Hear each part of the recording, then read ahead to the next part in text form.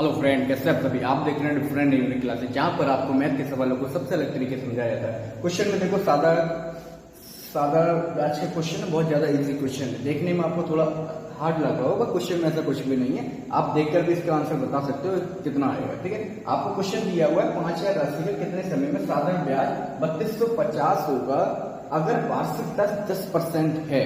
सबसे पहले देखो, मैथ का कोई सवाल हो, आपको करना क्या है, आपको सिर्फ और सिर्फ अपने क्वेश्चन पर फोकस करना है कि क्वेश्चन में आपसे क्या बोल रहा है। कभी भी क्वेश्चन देख के घबराना नहीं है, क्योंकि अगर क्वेश्चन देख के आप घबरा गए, आप फिर उसका आंसर नहीं निकाल पाओगे, क्योंकि डर के कभी आगे नहीं बढ़ सकते। इसलिए सबसे पहले आपको करना क्या है, अगर आपको मैथ में स्मार्ट बनना है, आप सबसे पहले अपने जो माइंड में डर है उसको निकाल दो, क्योंकि वो डर की वजह से ही आप सवाल को नहीं कर पाते हो।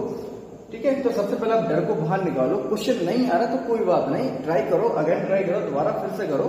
डरने की क्या जरूरत है, डरने की वजह से ही आप क्वेश्चन को सॉल्व नहीं कर पाते हो। ठीक है, तो आप देखो 5000 राशि का कितने समय में, जब भी आप क्वेश्चन को पढ़ो बहुत स्लो पढ़ा करो। ऐसा नहीं कि स्पीड से पढ़ दिए, बहुत स्लो पढ़ो और उसे समझो भी साथ में। ये कह रहे हैं 5000 राशि का कितने समय में, है ना। तो आपसे क्या पूछना है, टाइम। साधारण ब्याज 3250 रुपए होगा। आपको ब्याज दिया हुआ है, ब्याज भी इसका दे रखा है, ब्याज यहाँ पर दिया है 3250 रुपए।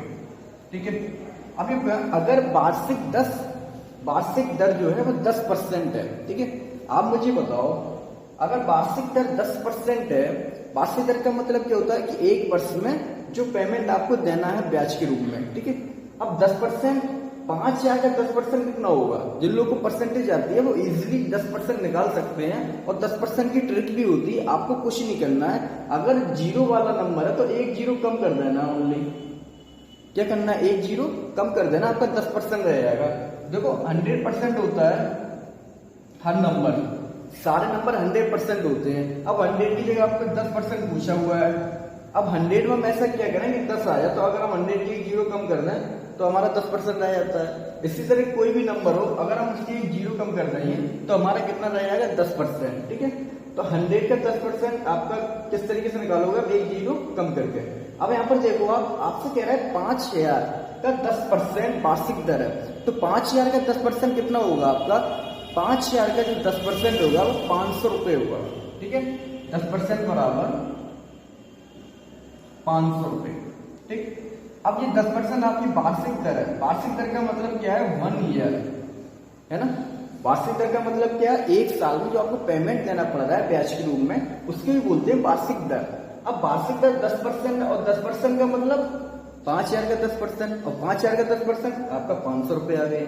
जब आप खुद सोचो अब माइंड से कि एक साल में आपको 500 रुपए देने पड़ रहे हैं, आपके 6 साल में कितने हो जाएंगे, 6 साल में जो होगा आपका पेमेंट वो 3000 रुपए हो गए।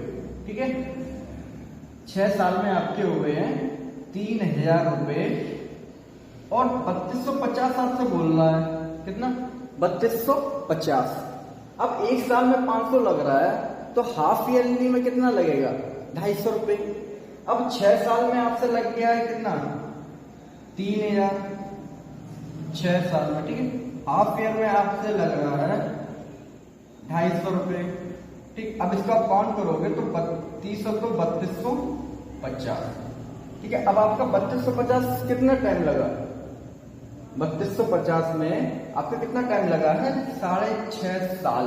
कितना, 6.5 साल। तो आप क्वेश्चन को मतलब बहुत ही इजी तरीके से पढ़ा करो, ये नहीं कि उसे जल्दी स्पीड से पढ़ दिया। सबसे बड़ी गलती यही लोग करते हैं, और इसलिए वो मैथ में कंफ्यूजन रहते हैं। मैथ देखो क्या है, मैथ में आंसर निकालना बहुत इजी है, बस क्वेश्चन को समझना हार्ड है। अगर आप क्वेश्चन को समझने लगे तो आंसर आपके ऑटोमेटिक आएंगे।